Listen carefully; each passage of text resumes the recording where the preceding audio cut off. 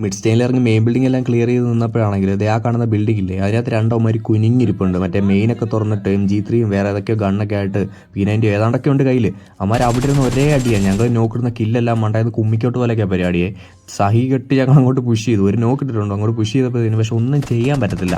അവന്മാർ M23 മറ്റേതൊക്കെ ആയിട്ട് വന്നിട്ട് എൻ്റെ ടീമേറ്റും കൂടെ ഫ്ലക്കി വിടും പിടിച്ച്. പക്ഷെ നമ്മൾ മലയാളിയാണേ, നമുക്ക് ആദ്യം വരുന്നത് എത്ര മൈനസ് അടിക്കും എന്നൊക്കെ പറഞ്ഞാലും നമ്മൾ ആദ്യം റാങ്ക് പുഷ് ആണെങ്കിൽ കൂടി അവിടെ ഇറങ്ങാന്നുള്ള മൈൻഡ് സെറ്റ് നമ്മൾ ഇറങ്ങും.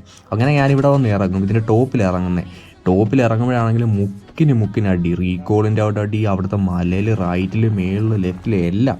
അങ്ങനെ അതിൻ്റെ ടോപ്പിൽ വന്ന് ഇറങ്ങി കഴിയുമ്പോഴത്തേനും ഒരുത്തിന് ചെറിയ ടാഗ് കൊടുക്കും. പക്ഷെ അവനെ നോക്കിടാനൊന്നും പറ്റത്തില്ല, കാരണം എൻ്റെ കയ്യിൽ ബുള്ളറ്റ് ഇല്ല. ഇറങ്ങി ചെന്ന് അടിക്കാമെന്ന് വെച്ചാൽ മൂഞ്ചും. അപ്പോൾ ഞാൻ ഇവിടെ ഒന്ന് ഹോൾഡ് ചെയ്തിട്ട് ഒന്ന് നോക്കിയിട്ട് താഴെ പോകാമെന്ന് വിചാരിക്കും. അപ്പോൾ എൻ്റെ ടീമേറ്റ് അപ്പുറം മെയിൻ ബിൽഡിങ്ങിൽ ഇറങ്ങി. അവന്മാരോട് വന്നിട്ട് പോകുമെന്ന് വിചാരിച്ച് ഇവിടെ നിൽക്കുമ്പോഴത്തേനും എനിക്ക് അപ്പുറത്തെ പറമ്പിൽ നിന്ന് അടി കിട്ടൂടാ.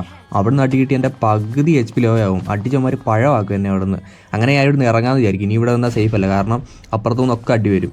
അങ്ങനെ ചാടിയ സമയത്ത് എൻ്റെ വാലിരുന്നൊരു നെയ്ഡും പൊട്ടി. അത് ഈ താഴെയുള്ളവന്മാർ ഇറങ്ങിയായിരുന്നേ. അങ്ങനെ താഴെ ഇറങ്ങി എൻ്റെ കയ്യിലുള്ള ബാൻഡേജൊക്കെ അടിച്ചൊന്ന് സെറ്റായിട്ട് നിൽക്കാമെന്ന് വിചാരിച്ചപ്പോഴാണെങ്കിൽ മുടിയാനായിട്ട് ഇവന്മാർ രണ്ടുപേരും ഇങ്ങോട്ട് റഷ് ചെയ്ത് കയറി വരുവാടാ. അപ്പോൾ ചെറുതായിട്ട് ഞാനൊന്ന് പേടിക്കും. എന്നാലും ഞാൻ എൻ്റെ ടീമേറ്റിനോട് ഒറ്റ കാര്യം പറഞ്ഞുള്ളൂ, റൈറ്റ് സൈഡിൽ ADS വെക്കണം, കിട്ടുവാണ് അടിച്ച് പൊട്ടിച്ചോളം പറഞ്ഞു. എൻ്റെ ഭാഗ്യത്തിന് ഇവന്മാർ രണ്ടുപേരും വാലെ തൂങ്ങി ലെഫ്റ്റിൽ കൂടെ വന്നു. നിങ്ങൾ ഗെയിം പ്ലേ എന്തായാലും കണ്ടു നോക്ക്, നിങ്ങൾക്ക് ഇഷ്ടപ്പെട്ടാൽ ഞാൻ ഡിസേർവിംഗ് ആണെന്ന് തോന്നുന്നുണ്ടെങ്കിൽ അറിയാലോ, എന്തായാലും മടിക്കാതെ ചാനൽ സബ് ചെയ്ത് വെച്ചേക്കണം. കാരണം നമ്മൾ റോഡ് ടു 3K സബ്സ്ക്രൈബേഴ്സ് ആണ്. ബാക്കി നിങ്ങൾ കണ്ടു നോക്ക്. മുന്നിൽ ഡേഞ്ചർ ഉണ്ട്.